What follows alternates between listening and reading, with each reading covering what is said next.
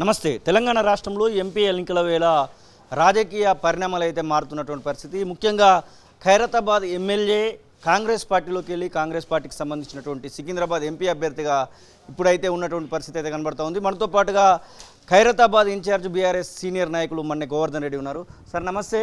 మీరు చాలా కష్టపడ్డారు. దాదాపు తెలంగాణ ఉద్యమం కానివ్వండి, ఆ తర్వాత తెలంగాణ రాష్ట్రం వచ్చిన తర్వాత నుంచి కూడా చాలా కష్టపడుతున్నటువంటి పరిణామాలు కనబడుతూ ఉన్నాయి. మీరు కాదనుకొని కూడా ఖైరతాబాద్ ఎమ్మెల్యే టికెట్ని దానం నాగేందర్కి ఇస్తే ఇప్పుడు దానం నాగేందర్ ఎమ్మెల్యే గెలిచిన తర్వాత పార్టీ మారినటువంటి పర్యవసనం అసలు మారాల్సినటువంటి అవసరం ఏమొచ్చింది దానం నాగేందర్కి? దానం నాగేందర్ అంటేనే అవకాశవాది. ఆయన అధికారం ఎక్కడుంటే అక్కడ పోతాడు.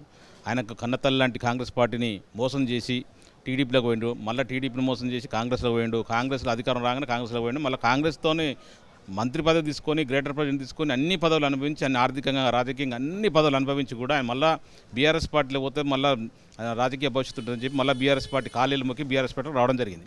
వచ్చిన తర్వాత గౌరవ ముఖ్యమంత్రి అప్పుడు మాజీ ముఖ్యమంత్రి కేసీఆర్ గారు నిజంగా బీసీ నాయకుడు, బీసీ ఒక 4 సార్లు మేము ఎమ్మెల్యేగా పోటీ చేసింది కదా, కొంచెం పెద్ద నాయకుడు అని చెప్పేసి గౌరవించి ఆయన తెలంగాణ ద్రోహి, నిజంగా చెప్తున్నా తెలంగాణ ద్రోహి, తెలంగాణ వాదులను కొట్టిన వ్యక్తి, అడ్వకేట్లని, బీసీలని, బడుగు బలహీన వర్గాలని, ఎస్సీలని అందరినీ కట్ట తీసుకొని విద్యార్థులను అందరూ కొట్టిన వ్యక్తి. అయినా కూడా అన్నీ మర్చిపోయి అప్పటి మాజీ ముఖ్యమంత్రి కేసీఆర్ గారు టికెట్ ఇవ్వడం జరిగింది. 2 సార్లు 2018లో 2023 2 సార్లు ఎమ్మెల్యేగా అవకాశం ఇవ్వడం జరిగింది. అన్ని విధాలుగా ఆదుకొని మంచి ఎమ్మెల్యే గెలవడం జరిగింది.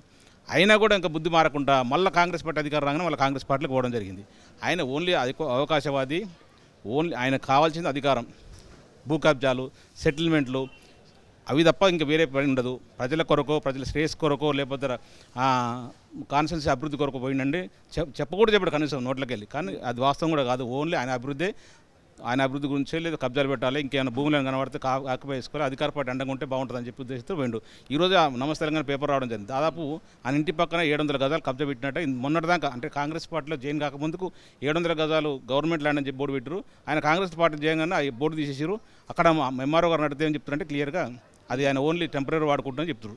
సిగ్గుండాలి కిందనే అసలు అధికారులకు కానీ రాజకీయ నాయకులు కానీ కొంచెమన్నా బుద్ధి ఉండాలి. టెంపరీ వాడుకోవడం ఏంటంటే గవర్నమెంట్లో చిన్న పేదవాడు ఒక 50 గజాలు ఇల్లు కట్టుకోవడం, చిన్న గుడిసేసుకుంటే 2 నిమిషాల్లో ఆగా మేకలను వచ్చేసి వాళ్ళు ఇబ్బంది పెట్టేసి వాళ్ళు తినే తిండి గ్యాస్ని ఇంట్లో గిన్నెలను కూడా బయటెత్తేస్తారు. అట్లాంటివి వదిలేసి ఈరోజు ఆయనకైతే 700 గజాలట ఫ్రీ గట ఏదో టెంపరీ వాడుకోవడానికి ఇచ్చారని చెప్పి చెప్తారు. ఇది వాస్తవం, ఇది 100% తప్పు. అధికారులు ఇప్పటికైనా మేలుకోవాలి. ఖచ్చితంగా అది గవర్నమెంట్ స్థలంగా బోర్డు పెట్టాలి, గవర్నమెంట్ ఆక్యుపై చేసుకోవాలి. ఆడున్న కబ్జాలంతా తొలగించాలని కోరుతున్నాం. ఈ సందర్భంగా సికింద్రాబాద్ నుంచి ఎంపీ అభ్యర్థిగా ఇప్పుడు బరిలో ఉన్నటువంటి పరిస్థితి కనబడుతూ ఉంది. ఎట్లా ఉండబోతుంది? మీ పార్టీకి సంబంధించినటువంటి అభ్యర్థిగా అక్కడ ఉన్నటువంటి పద్మారావు గౌడ్ కనబడతా ఉన్నారు, సికింద్రాబాద్ ఎమ్మెల్యే. ఎట్లా ఉండబోతుంది ఓవరాల్గా సికింద్రాబాద్ పార్లమెంట్ నియోజకవర్గం? దానం నాగేందర్ అనే వారికి సిగ్గు శరం ఉంటే, నిజంగా కూడా దమ్ము ధైర్యం ఉంటే ఖచ్చితంగా మా పార్టీ నుంచి, మా బీఆర్ఎస్ పార్టీ నుంచి కారు గుర్తు మీద పోటీ చేసి ఎమ్మెల్యే గెలిచిండు. ఫస్ట్ రిజైన్ చేయాలి. నిజంగా ఏమాత్రం కామన్ సెన్స్ ఉన్నవాడు కానీ, బుద్ధి ఉన్నవాడు కానీ కంపల్సరీ రిజైన్ చేసిన తర్వాత కాంగ్రెస్ పార్టీకి పోలేదు. నిజంగా కాంగ్రెస్ పార్టీ పోయిన తర్వాత మళ్ళీ ఇమ్మీడియట్ కాంగ్రెస్ పార్టీ ఎంపీగా పోటీ చేస్తుండే. అసలు ఇది ఎక్కడ వైరుధ్యం ఉందా? అసలు ఇక్కడన్నా ఒక పార్టీలో ఎమ్మెల్యేగా ఒక గుర్తు మీద, ఎంపీగా ఒక పార్టీలో గుర్తు మీద పోటీ చేయడం అనేది సిగ్గుమాల చర్య. అసలు రాజకీయాలకే ఇది హేయమైన చర్యగా భావిస్తున్నాం. నిజంగా కూడా సికింద్రాబాద్ లోక్సభ పరిధిలో చూస్తే బీజేపీకి, బీఆర్ఎస్కి మాత్రమే ఉంటుంది. కాంగ్రెస్ పార్టీ దానం నాగేంద్ర 3వ ప్లేస్ పోవడానికి 100% గ్యారంటీ. ఎందుకంటే ఆయన వ్యక్తిత్వం అందరూ తెలుసు. సికింద్రాబాద్లో ఆయన తెలియని వ్యక్తి లేడు. సికింద్రాబాద్లో అధికారం ఎక్కడ ఉంటే అక్కడ కన్న పార్టీని, ఉన్న పార్టీని, ఆయనకు అవకాశం ఇచ్చిన పార్టీని కాదని చెప్పేసి, లేదైతే అవకాశం కొరకు వేరే పార్టీలకు వచ్చే సందర్భం ఉంటుంది. కాబట్టి ఖచ్చితంగా ప్రజలు బుద్ధి చెప్తారు. ముఖ్యంగా ఖైరతాబాద్ కాన్స్టిట్యూన్సీ ప్రజలందరూ కసి మీద ఉన్నారు.